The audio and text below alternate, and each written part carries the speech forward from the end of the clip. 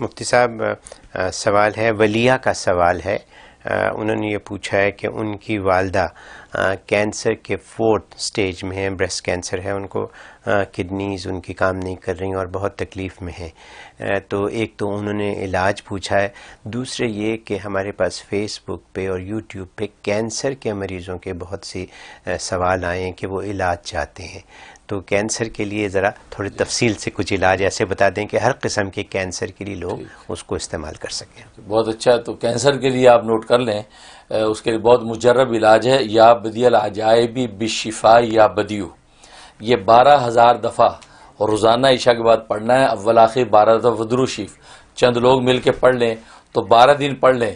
انشاءاللہ 4 سٹیج کا بھی اگر کینسر ہوگا تو اللہ تعالیٰ غیب سے ایسا معجزہ ظاہر کر دیں گے، اس کو شفا ہو جائے گی.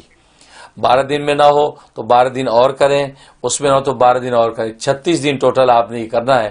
تو یہاں نہ ہو سکے تو پاکستان انڈیا میں کسی مدرسے میں کروا لیں. تو یہ 12,000 مرتبہ روزانہ یا بدی العجائب بالشفاء یا بدیو اول آخر 12 دفعہ درود شریف. اور یہاں پہ اگر آپ نے کرنا ہے، زیادہ تعداد نہیں پڑھ سکتی تو روزانہ 1200 دفعہ یا بدی العجائب بالشفاء یا بدیو پڑھیں، اول آخر 12 دفعہ درود شریف، اور پڑھ کے جو مریض پہ دم کریں، پانی دم کر کے مریض کو پلا دیں.